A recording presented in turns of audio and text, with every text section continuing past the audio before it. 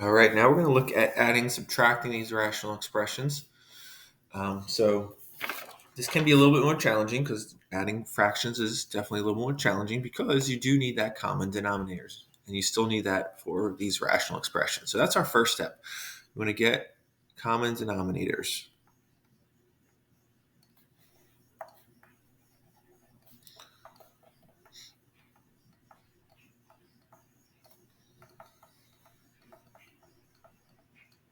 And for it to be a common denominator, it must contain all factors. So that's one way that you can make sure you have a common denominator. Just make sure every denominator factor is represented in your common denominator.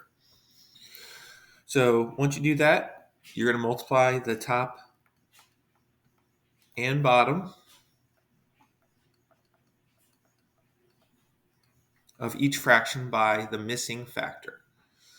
So we'll see those examples in a second. Once you have that, again, then you subtract the numerators, just like you add regular fraction, you add the tops. So add or subtract the numerators.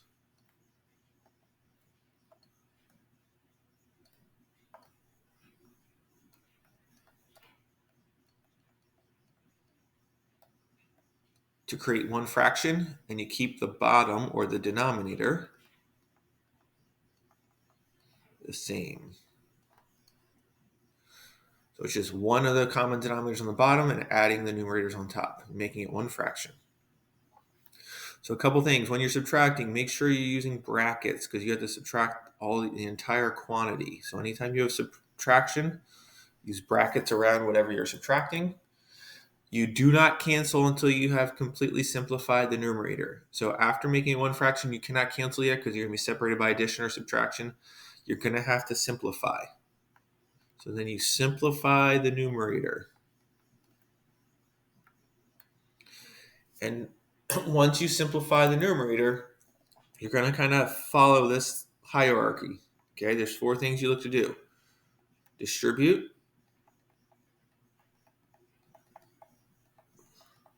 and FOIL are the first things that you're going to look to do.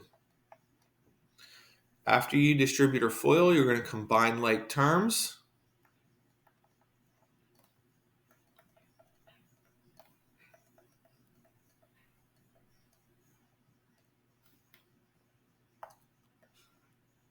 After you combine the like terms, then you can factor if possible. And then finally, after you have gone through all these things, then you can cancel out any common factors. Remember, factors have to be separated by multiplication. That's how you know if you can cancel it out, if it's separated by multiplication. And as always, don't forget to restrict your variables. All right, so for number one here, remember, we need a common denominator. Well, this first fraction is x plus 4 in the denominator. The second one is x plus 4 in the denominator. So that means our common denominator, each one has an x plus 4, so that's just our common denominator, x plus 4. Which means if we're looking at our steps, we don't have to do anything with the common denominator because we already have both fractions already have that common denominator piece. So then we're going to add the numerators to make one fraction and keep the denominator the same. So making one big fraction right now, my denominator is going to be that common denominator of x plus 4.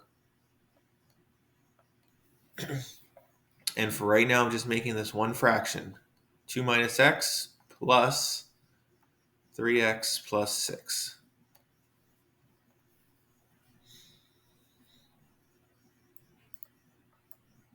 All right, and then it says we cannot cancel anything right now because everything's separated by addition, subtraction. So we follow this. There's no subtraction, so we don't have to worry about the brackets. We simplify. So I'm going to distribute or FOIL. In this case, there is nothing to distribute or FOIL. I combine my like terms next. So 3x minus x is 2x, and 2 plus 6 is 8. Now, my common denominator would still be on the bottom, but as I'm in this kind of step, I'm just going to do all my simplifying in one step and then put my denominator in the end to save writing. So I just combine like terms, and I can look to factor. Remember, when we factor, we look for a GCF first. In this case, I have a GCF of 2. So I put a 2 in front, divide everything by 2, so I'd have x plus 4. I can put my common denominator back on the bottom, which also happens to be x plus 4. And now I can look to cancel because everything's separated by multiplication. There's multiplication here. So x plus 4s are going to cancel in this case. And I'm going to be actually left with just the number 2. And I would say x cannot equal negative 4. Because negative 4 plus 4 is 0.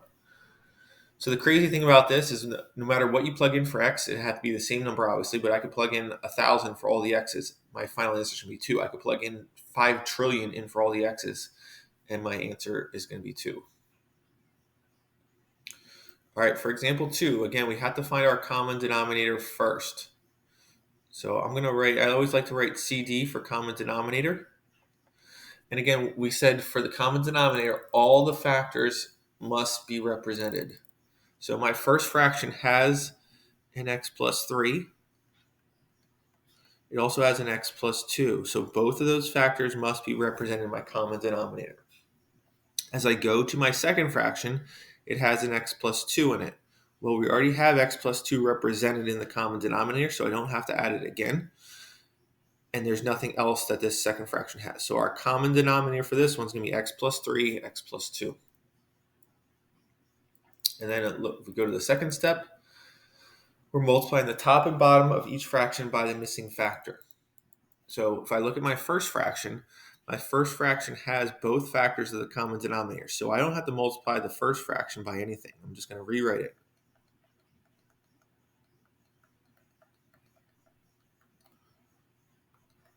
As I look at my second fraction has the x plus 2, but it is missing the x plus 3.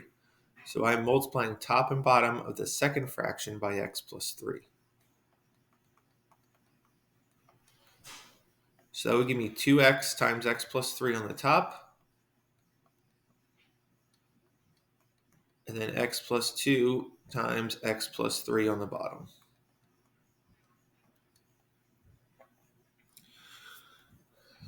All right, we're not finished yet because we then have to make one fraction. So we add the numerators and keep one common denominator. So I have my common denominator on the bottom, which again is x plus 3 times x plus 2. And on the top, I'm going to have 4 plus 2x times x plus 3. Now, you're going to want to be tempted to cancel out the x plus 3's right now. You cannot because of this plus sign, so it's not all factored. So you cannot cancel anything right now. That's the biggest mistake people want to do. We have to simplify. Again, it says do not cancel right now. So to simplify, we're going to distribute or FOIL first. In this case, I can distribute the 2x. So I'm going to have 4 plus 2x squared plus 6x. Again, my common denominator is still really there, but I'm just going to save some writing until I get through all this. So then I'm going to combine like terms. Well, in this case, there's no real like terms, but I'm going to write it in standard form, where it goes x squared, then x, then my number. So I have 2x squared plus 6x plus 4. Then it says to factor. Well, to factor that, first thing we do is look for a GCF. So there's a 2 as my GCF. So I'm going to put the 2 in front, divide each term by 2. So I have x squared plus 3x plus 2. All right, so I pulled out my GCF, and then I have to keep factoring that. So I have 2. In this case, I can SAM factor what's inside there. So I have what multiplies to 2 and adds to 3. So positive 2 and positive 1. 2 times 1 is 2. 2 plus 1 is 3. So now I'm totally factored, so I can put that common denominator back on the bottom. And then I can look to cancel. So x plus 2 is going to cancel with an x plus 2. And I'm left with 2 times x plus 1 over x plus 3. And I'm going to say x cannot equal negative 3 or negative 2. Those are my two answers. So the key is make sure you're following all those simplifying steps before you cancel. All right, for example 3, again, we need a common denominator. So for our common denominator, again, every denominator factor must be represented. So our first denominator has a factor of x minus 1, so we need to include that. Our second fraction has an x minus 2 factor, so we need to include that. Which means our common denominator is x minus 1 times x minus 2. And again, our next step then is we're multiplying the top and bottom of each fraction by any missing factors. So for our first fraction, we have an x minus 1, but that means we're missing an x minus 2. So I'm multiplying top and bottom by x minus 2. The second fraction has x minus 2, but it's missing the x minus 1. So I'm multiplying top and bottom of the second fraction by x minus 1 over x minus 1. From there, again, we make it into one fraction. We put our common denominator on the bottom.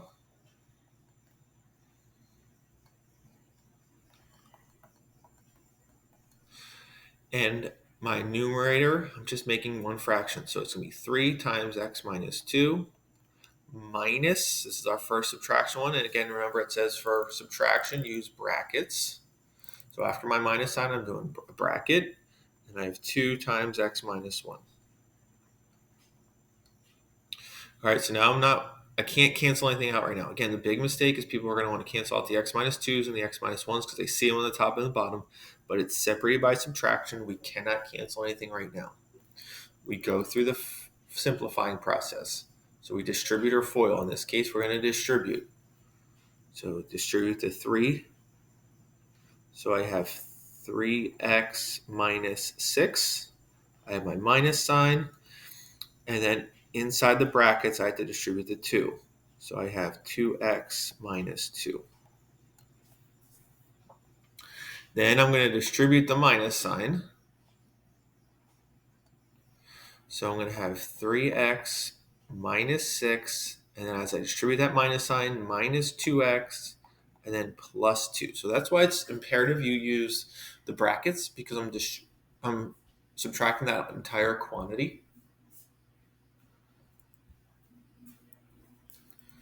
And so now, if we look here, we're combining like terms.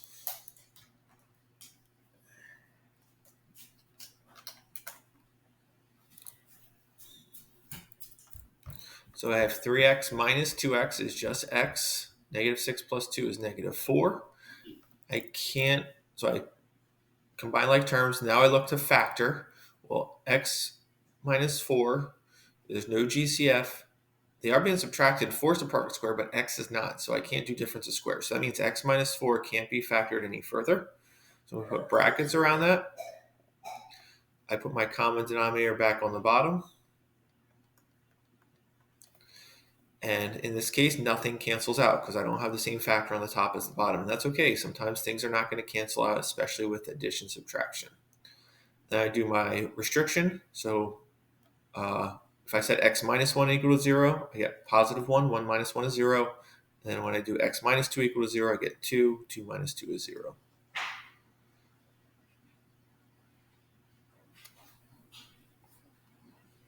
Please like and subscribe to my videos. Thank you.